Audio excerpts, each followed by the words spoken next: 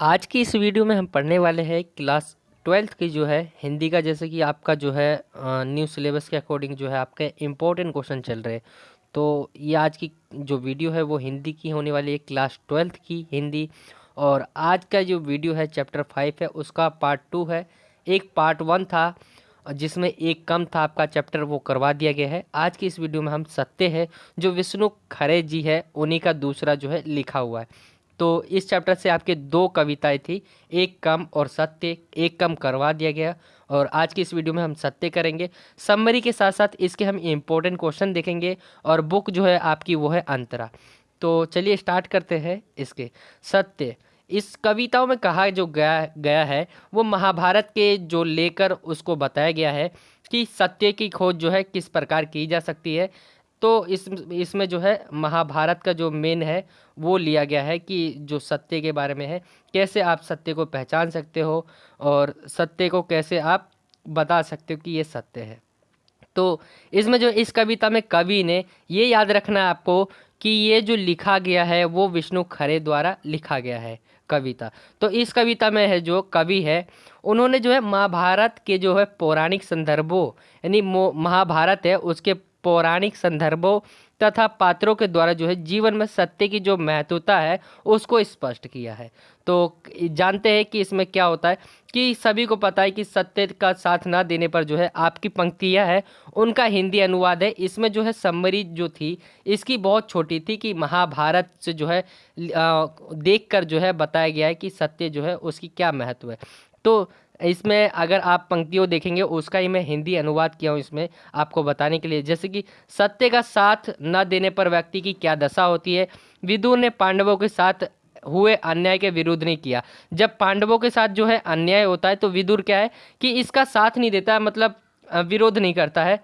तो इसमें क्या होता है कि इसलिए जब युधिष्ठिर होता है, एक युधिष्ठिर इनसे मिलने जाता है विदुर से, लेकिन उनसे मिलने जाता है जब तो विदुर को पता चलता है तो वो उनसे जो है मुंह छुपाकर जो है जंगल में भाग जाते हैं।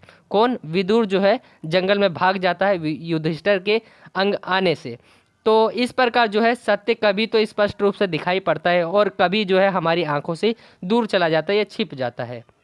सत्य को जानने वाला सत्य को पुकारता ही रह जाता है। जैसे कि युधिष्ठिर जो क्या है कि सत्य उसको पुकारता रह गया कि आप रुक जाओ, लेकिन फिर भी नहीं रुकता है, वो बार बार कहने पर भी नहीं रुकता है। ये सत्य को जानने वाला सत्य को पुकारता ही रह जाता है। जैसे कि युधिष्ठिर के बार बार कहने पर भी विदुर नहीं रुके। युधिष्ठिर बार बार उन्हें कह रहा था कि वह जो है उनका सेवक है कुंती, उनका पुत्र युधिष्ठिर है। फिर भी जो है उसकी बात जो है वो कहता है सुन लीजिए, लेकिन क्या है कि वो रुकना रुकना तो दूर, वो पीछे मुड़ के नहीं देखता है। क्षण भर के लिए जो है उस ठीक ठाक कर उसकी ओर नहीं देखते। अर्थात सत्य यह जानना चाहता है कि हम उसे वास्तव में जानना चाहते हैं या नहीं, वह हमारी परीक्षा लेता है। वह कहता है कि जब सत्य के भीतर से प्रकाश जैसा हमारे पास आता है तब हम कह नहीं सकते कि क्या है कि जो है सत्य हमारे अंदर आया या नहीं आया, क्योंकि क्या होता है सत्य जब आता है तो आपको महसूस भी नहीं होता है। तो ये सारी चीज़ें कही गई है इसमें। तो हम कह नहीं सकते कि वह हमारे भीतर है, भीतर गया है या नहीं, क्योंकि ना तो हमारे भीतर कुछ हलचल हुई है, ना कंपन हुआ है, ना कोई विशेष प्रकार की ऊर्जा को हमने महसूस किया है। तो इसका अर्थ यह है कि सत्य का प्रकाश समय दिखाई नहीं देता है। सत्य का जो प्रकाश है वो हमें दिखाई नहीं देता है। यहाँ समय लिख गया तो हमें दिखाई नहीं देता। सत्य की जो पहचान है वो आत्मा के द्वारा की जा सकती है और केवल जो है अनुभव किया जा सकता है। सत्य की पहचान जो है आप आत्मा के द्वारा और जो है उसका अनुभव कर सकते हैं। ये विष्णु खरे द्वारा लिखा गया है। तो ये समरी थी आपकी जिसमें सत्य को लेकर जो है महाभारत है उसके उसमें उसको देखकर ही जो है सत्य के बारे में बताया गया कि कैसे जो है विदुर जो है जब पांडवों के साथ अन्याय होता है तो विदुर उसका विरोध नहीं करता है, और जब युधिष्ठिर जो उनसे मिलने जाता है तो वो उससे मिलता भी नहीं है, क्योंकि उसे पता रहता है कि उसने जो है सत्य का साथ नहीं दिया है और वो दूर भागा चला जाता है। ये कहानी बताइए महाभारत में। तो ये आपकी थी समरी। आई होप कि आपको समझ आ गया होगा। आगे चलते हम इस चैप्टर के जो है मोस्ट इम्पोर्टेंट क्वेश्चन देखते हैं। इसके हम अब जो है इम्पोर्टेंट क्वेश्चन देखते हैं जो इस चैप्टर से बहुत इंपॉर्टेंट क्वेश्चन होते हैं जो निकलते हैं एग्ज़ाम के लिए। तो सबसे पहला जो क्वेश्चन लिया गया है वह है कि सत्य की पहचान हम कैसे करें, कविता के संदर्भ में स्पष्ट कीजिए। तो देखिए, मैंने आपको जैसा कि बताया कि सत्य की पहचान जो है हम केवल अंतरात्मा या हम महसूस कर सकते हैं इसे।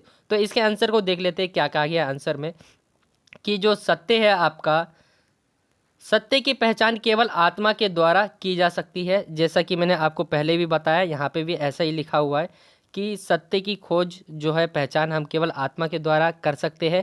सत्य के प्रति सदा संशय रहा है, क्योंकि सत्य दिखाई नहीं देता है बल्कि जो है ये केवल महसूस किया जा सकता है। इसे पहचानने के लिए आत्मा का पवित्र और ईमानदार होना आवश्यक है, तभी हम अपनी आत्मा में इसे अनुभव कर सकते हैं। तो ये है चीज़ें जो है आप सत्य की पहचान कैसे कर सकते हैं, कविता के संदर्भ में आपको बताना था, जिसमें हम क्या है हम महसूस कर सकते हैं और ये आपका महसूस किया जा सकता है सत्य, यह अब जो है आप अनुभव कर सकते हैं। ये सारी चीज़ें थी, सत्य की पहचान आप कैसे कर सकते हैं। ये इंपॉर्टेंट क्वेश्चन है, बहुत बार निकलता है इस चैप्टर के लिए। तो आई होप कि आपको ये चैप्टर का जो ये पहला इंपॉर्टेंट क्वेश्चन है वो समझ आ गया होगा। अगले क्वेश्चन की तरफ चलते हैं, जो इस चैप्टर का दूसरा इंपॉर्टेंट क्वेश्चन है कि सत्य का दिखना और ओझल होना, इससे जो है कवि का क्या तात्पर्य है। ये क्वेश्चन है, जो सत्य है उसको, वो सत्य का दिखना और ओझल होना जो कहा गया है, तो उससे कवि क्या कहना चाहता है, क्या मतलब है उसका। तो सत्य का दिखना और ओझल होना से कवि का तात्पर्य है कि कभी व्यक्ति को आभास होता है कि सत्य उसके सामने है, लेकिन फिर भी क्या है वो पहचान नहीं पाता है, लेकिन अगले ही क्षण में आंखों से ओझल भी हो जाता है। आज के समय में सत्य का कोई जो है निश्चित रंग रूप जो है आकार में पहचान नहीं है, वह तो केवल महसूस किया जा सकता है। वर्तमान समय में तीव्र गति से बदलते हुए जो मानवीय संबंध है, मानवीय संबंधों में परिवर्तन के कारण सत्य को पहचानना और पकड़ना कठिन हो जाता रहा है। ऐसे में सत्य को कोई शाश्वत पहचान नहीं बन पाई है जिससे उसे पहचान पकड़ा जा सके या करा जा सके। तो सत्य को हम जो है, ये आपका दूसरा क्वेश्चन था जो कि बहुत इंपॉर्टेंट है। सत्य का दिखना और ओझल होना, मतलब आज के समय में क्या है कि सत्य जो है वो दिखना ही बंद हो गया, एक तरह से हम सत्य को पकड़ ही नहीं सकते। ये सारी चीज़ें कही गई है इस क्वेश्चन में। तो आई होप कि आपको समझ आ गया होगा। ये था आपका दूसरा क्वेश्चन और ये इम्पोर्टेंट क्वेश्चन था। काफ़ी दिन जो आपकी वीडियोस नहीं आ पा रही थी, वो उसका कारण ये था कि जो है जो मोबाइल है हमारा वो ख़राब हो गया था, जिसकी वजह से वीडियोस नहीं आ पा रही थी और वो रिपेयरिंग के लिए गई थी।